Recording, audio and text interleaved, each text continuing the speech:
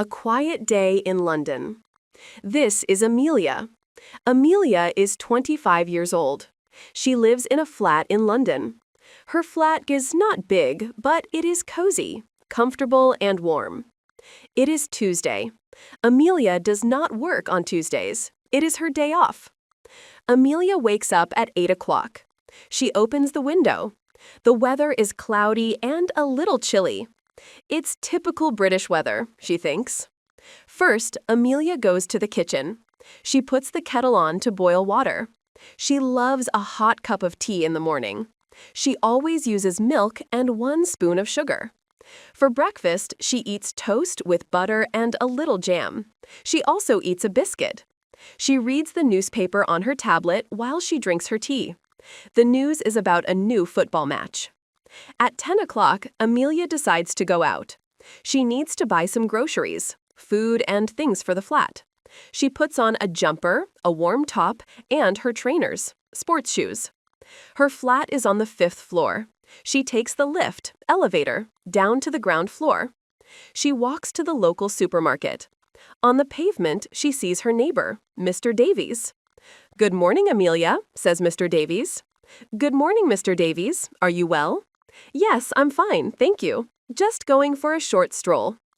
Amelia buys potatoes, a can of beans, some cheese, and a loaf of bread. She pays with her debit card. When she gets back to her flat, she tidies up, cleans the living room. In the afternoon, Amelia has a video call with her mother. Her mom lives in Scotland. They talk about their plans for the summer holiday, vacation. Amelia enjoys her quiet Tuesday. It is relaxing and calm. Tomorrow, she must go back to work at the library. The afternoon adventure. After Amelia tidies up her flat, it is 1 o'clock. She feels a little hungry. She decides to make a sandwich for lunch. She uses the bread she bought from the supermarket. She puts on some cheese and pickle, a type of preserved vegetable. This is a very typical British lunch. She eats the sandwich and drinks a glass of water. Then she looks out of the window again. The clouds have gone. The sun is now shining. "Wonderful! I can go to the park," Amelia thinks happily. She puts on her light blue coat. She takes her keys, her phone, and a book with her. She also takes a small red purse, a small bag for money. Amelia walks out of her flat and down the lift. She walks for about 10 minutes to get to Regent's Park. The park is very busy. Many people are strolling, walking slowly. Some children are playing football on the green grass. A few people are sitting on benches and reading. Amelia finds a quiet spot under a big oak tree. She sits down on the grass. She takes her book out of her bag and starts to read. Her book is a mystery story about a detective in Manchester. She reads for about 45 minutes. It is very peaceful. A small surprise. Suddenly, a little dog runs close to her. It is a small brown terrier. It is very friendly. It has a red collar. The dog wags its tail, moves its tail quickly, and barks, makes a woof sound. The dog looks at Amelia's empty hand. Amelia smiles. "Hello there, little chap," she says gently. A few seconds later, a young man runs over to Amelia. He looks a little worried. "Oh, I am so sorry," the man says. "That is Alfie. He is very naughty, badly behaved sometimes. He ran away from me." "It's absolutely fine," Amelia replies. "He is very sweet." "Thank you. Alfie, come here, boy." The man puts Alfie's lead, rope for the dog, back on his collar. "My name is Thomas," the man says. "I'm Amelia." "It was a pleasure to meet Alfie." "You too, Amelia. I hope you enjoy your afternoon." "Thank you, Thomas. You too." Thomas walks away with Alfie. Amelia waves, moves her hand in the air, goodbye. The evening. Amelia stands up. It is now nearly 5 o'clock in the afternoon. The air is getting a little cooler. She walks home slowly. She decides to buy a magazine from the small newsagents, a small shop that sells newspapers and magazines. When she gets back to her flat, she feels tired but very happy. For dinner, Amelia decides to cook a simple omelet with the cheese she bought. She eats her dinner and then washes the dishes. At 8 o'clock, she decides to watch television. She watches a funny sitcom on BBC One. Before bed, she brushes her teeth and looks out of the window one last time. The lights of London are bright. Amelia goes to bed at 10:30. She is ready for her working day at the library tomorrow. It was a perfect, quiet Tuesday in London. A new book and a cuppa. After watching the sitcom on BBC One, Amelia feels restless, unable to relax.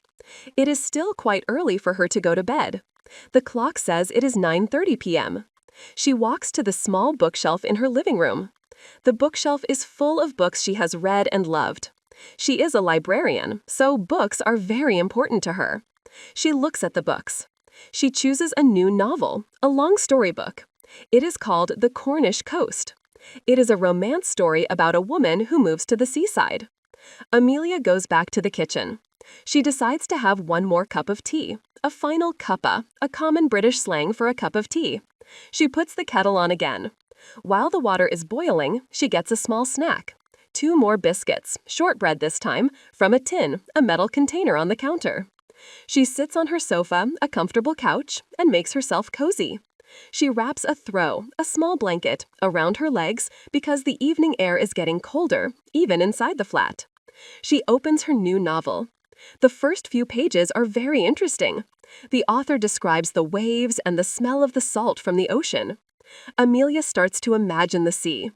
She remembers her last holiday in Brighton. It was sunny and lovely. A phone call. The phone rings. Amelia looks at the screen. It is her best friend, Chloe. Chloe lives in the north of England. "Hello, Chloe. How are you?" Amelia answers. "Hello, Amelia. I'm absolutely exhausted, very tired," Chloe says. "Oh dear, what happened?" "We had a huge delivery, and I had to lift 100 boxes." They talk for about 20 minutes. They talk about Thomas and Alfie, the man and the dog Amelia met in the park. They talk about Chloe's new car. They talk about what they will wear for Chloe's birthday party next month. "Well, I must let you go now, Amelia. I need to get to sleep. I have to wake up early for work tomorrow." "That's okay, Chloe. You get a good night's rest. Talk to you soon. Bye, Amelia." Amelia puts her phone down. She feels warm and happy after speaking to her friend. Getting ready for bed. It is now 10:15 p.m. Amelia yawns, opens her mouth because she is tired. It is time for bed. She goes to the bathroom.